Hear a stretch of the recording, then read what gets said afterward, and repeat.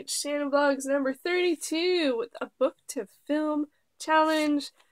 Jungle Book. The Jungle Book. I always forget the D's there. Hey everyone, it is Shannon, and my June pick for the book to film challenge was The Jungle Book. Oh, I should have darkened those letters. Anyway, lazy art.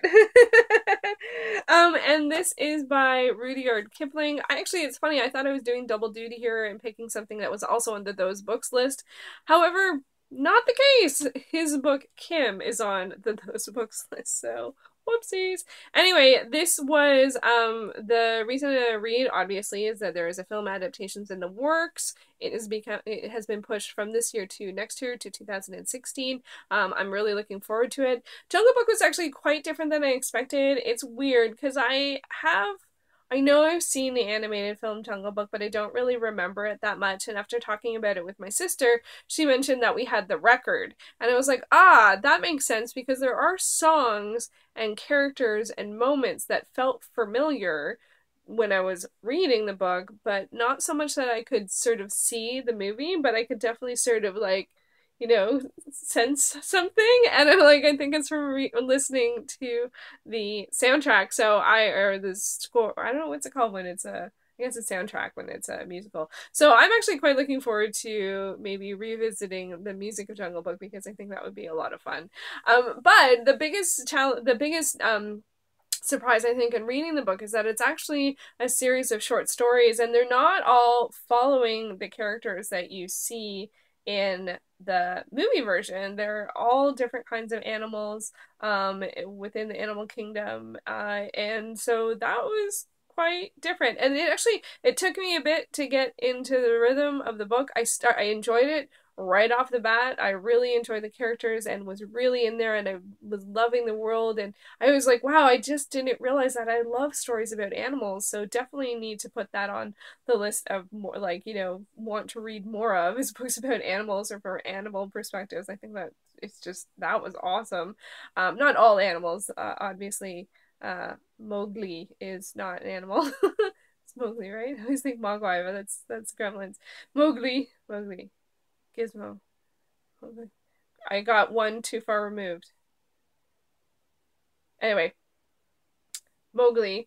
And so he is featured in many of the stories, but not all of the stories. So it took me a little bit to find my rhythm with it, because it was best. I felt like I enjoyed it the most when I could sit down and read an entire story, either about Mowgli or whoever it was about. So the time I set aside for it had to be a bit longer than I normally would read something else from the book to film challenge or from those books. I sort of usually give myself maybe half an hour or something like that. And this one, I think I needed more, maybe 45 minutes. I don't know, but I didn't want to stop reading until I got to the end of the story. That's really what I'm trying to say. So I needed an open-ended reading period, and I don't know if I often have that. So I had to adjust my reading for that. But once I got into it, I was just go. I just wanted to get to the next story. And they also had poems or songs, I guess, really, that went along with a lot of the stories. And it was cool because they had them after the story as opposed to in the middle of the story, which I really appreciate, because I realize for me, when that happens in a story, I feel like you're supposed to read the song and then understand the relevance of the song in the context of the story. But I get impatient. I don't want to read the song. For some reason, when there's songs in books, I'm like, because you're not listening to them. You're reading someone who is singing. So I'm like, if I can hear the song, that's one thing, but just reading it doesn't work for me. So I really appreciated that after the story, they would often have the song that's referred to in the story. Brilliant. Really worked for me. And I guess I don't know if that's a kid's book thing, or I have no idea. I don't know if it's in any kind of book thing. I don't know if any other book uses that at all, but I liked it, and I would actually, now maybe I'd bookmark the song, continue reading the chapter, and then go back and read the song. Isn't that silly? Getting impatient in the middle of reading. Too funny.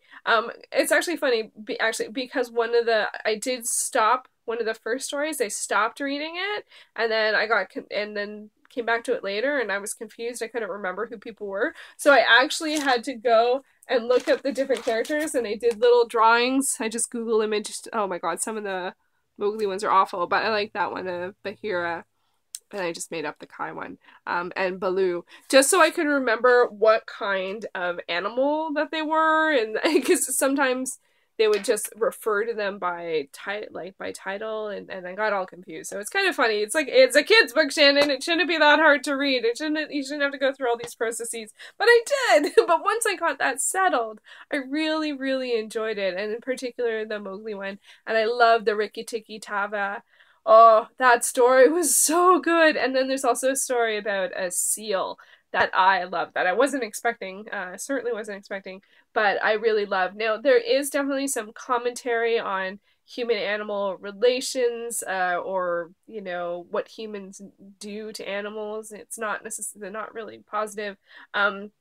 So that was, you know, for me with social commentary, I don't always love it, but it's definitely founded. Like there's no question about it. But I found that when the stories were more heavily focused on that, I was not as interested. I was more interested in the animal kingdom and how it functioned and the relationships thereof and the adventures and stuff like that. So overall, it was a really good read. It was a slow start for me to get in, but once I found my rhythm of how I like to read it, oh my goodness gracious, enjoyed it, loved it. Really excited for the movie. The movie is Disney, so I don't know that much about it. I would figure that it's probably more of a remake of the original Disney movie as opposed to going back to the source material, but who knows? It's still pretty early days. I can imagine we're probably going to start to see trailers towards the end of the summer or maybe in the holiday season. But I don't know. So I will keep an eye out for that. Really enjoyed Jungle Book. Was well worth reading. I was also really happy because I didn't finish either my March or May read, so it was nice to actually finish one of my book to film challenge books. I may or may not go back to reading Brooklyn before jumping into The Price of Salt. Talk about three books. This and Jungle Book, they're so different from each other. But I like doing that. I like variety. That's part of the whole reason why I choose different books, and Jungle Book was a good one. I read it via public domain, which is why I just have my fun little card, and no actual book to share. I'm sure there's lots of different editions, and I'm sure there's illustrated editions and all that stuff, but I just read it on my Kobo via public domain, so it was very no fuss, no muss, and that actually quite worked for me. So there you go. That was The Jungle Book. Stay tuned for July, which is The Price of Salt, which is being made into the movie Carol. So, yep. Keep on trekking, keep on trekking.